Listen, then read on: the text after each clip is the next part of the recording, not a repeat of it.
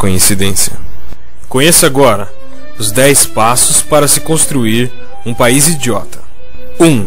Primeiramente, deve-se acabar com a educação de qualidade. Esse é um passo muito importante, pois pessoas conscientes e bem educadas reclamam demais. Logo, enfraquecer a estrutura educacional do país, tornando-a quase inexistente, a ponto dos alunos poderem se dedicar à libertinagem total, ateando fogo nas cortinas e agredindo seus professores, já seria um bom começo.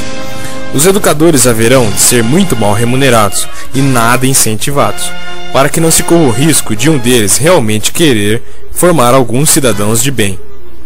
Garantir que professores e alunos não possuam material didático e educacional é de suma importância, lembrando que o Estado idiotizador deve, sob todas as formas, coibir o bom aprendizado nas escolas. 2. Dar oportunidade para poucos.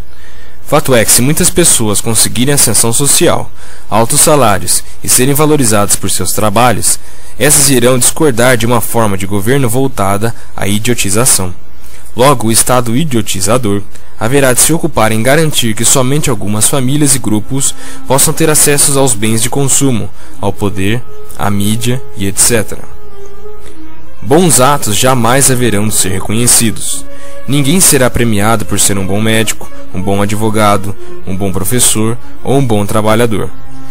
Porém, poderá conseguir ascensão social, fama e dinheiro, sendo jogador de futebol, dançarino do tchan e outras profissões mais, de muito valor para o desenvolvimento da nação.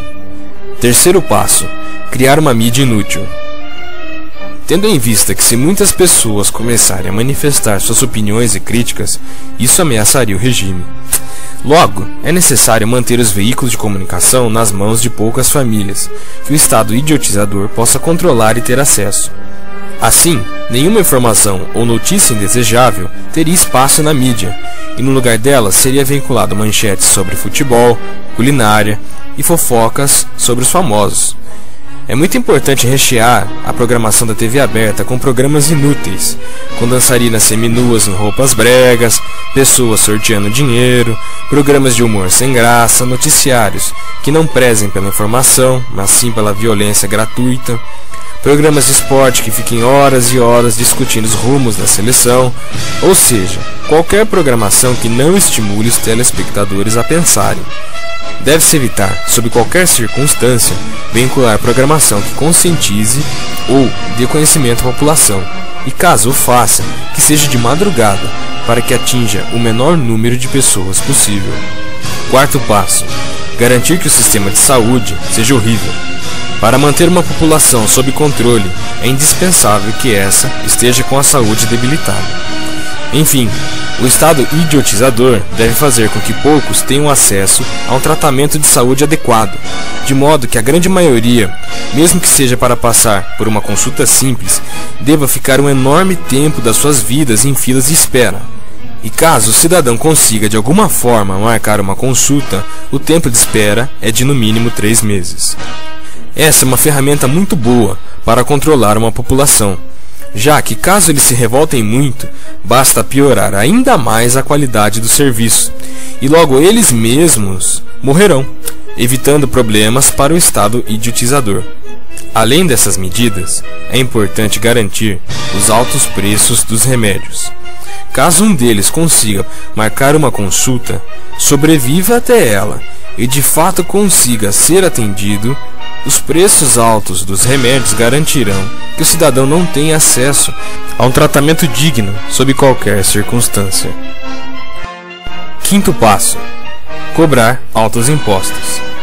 Deve-se criar um sistema completamente injusto de arrecadação, de modo que o preço de uma bicicleta, por exemplo, ou qualquer outra mercadoria, seja metade somente de impostos, e em tudo será cobrado taxas e mais taxas. O governo te cobrará para viver, para trabalhar, para comprar, para vender, inclusive para morrer. E o cidadão jamais terá o retorno desse dinheiro. Na República da Idiotocracia, os impostos não são para promover melhorias para a sociedade. 6. Garantir a impunidade. Num país plenamente imbecil, a justiça não é cega, e muito menos é para todos.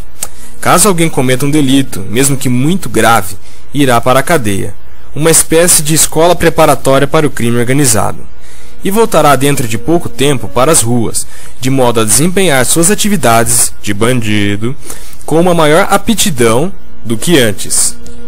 Isso auxilia o Estado idiotizador, pois dissemina o medo entre as pessoas, que não terão coragem de sair das próprias casas. E dominados por essa sensação de pânico, estarão mais suscetíveis à dominação imposta, ficarão mais tempo à frente da televisão e se tornarão cada vez mais alienadas. A corrupção deve ser considerada comum, e jamais como motivo de prisão ou punição.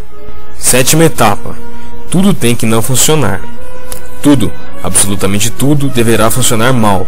Se você for tirar um documento, um RG por exemplo, ele demorará muito para chegar. Os correios não enviarão as correspondências no prazo, os serviços públicos de água, esgoto e luz sempre estarão com problemas, as estradas deverão ser pessimamente cuidadas, mesmo com a cobrança de pedágios, bom, sem contar no IPVA caríssimo todo ano, ou seja, todas as funções da sociedade deverão falir. Cabe ao Estado disseminar a falência geral pelo país, promovendo o mau funcionamento de tudo que existir nele. Os cidadãos devem se sentir sempre mal atendidos e de nenhuma forma terem a quem recorrer. 8. Promover o desemprego. Garantir empregos para a população não deve ser uma meta principal. Pessoas que trabalham geralmente querem pensar e reivindicar direitos. Isso não faz bem à nação. 9. Jamais investir em tecnologia. Esse país dos sonhos terá que sempre sobreviver da exportação de produtos primários. Nosso papel global deverá ser de somente fornecer produtos brutos, como soja, cana-de-açúcar, café, minério de ferro e carne. E a produção e exportação desses deverá se concentrar, assim como a mídia, nas mãos de poucas famílias e elites dominantes. Investir em tecnologia, pesquisa e desenvolvimento e exportação de bens de produção com alto valor agregado não deverá ser prioridade, já que isso traria oportunidade para que muitos cidadãos estudassem, produzissem e fizessem parte do desenvolvimento nacional. Ressaltando, deve-se fazer desse país uma grande fazenda, onde poucas famílias controlarão a produção, enquanto os outros deverão servir a esse sistema através de subempregos e trabalho fabril. 10. Empregar pessoas que dupliquem sua renda em poucos anos no governo. Essa é a medida mais importante. Nós deveremos empregar nos governos pessoas que visem somente duplicar, quadruplicar, quintuplicar suas rendas em poucos anos, parasitando todo o sistema e trabalhando sempre para si próprios e nunca para o bem coletivo. É importante que muitos ignorantes trabalhem na administração do país, que muita gente despreparada assuma cargos importantes na esfera governamental, que elas se apropriem do que não é seu, que se corrompam, que se aproveitem das pessoas, que roubem toda a população. Aí sim, o povo já mal educado, doente e desempregado perderá a fé até em seus próprios representantes. Tendo isso tudo acontecido, podemos dar boas-vindas a uma idiotocracia plena.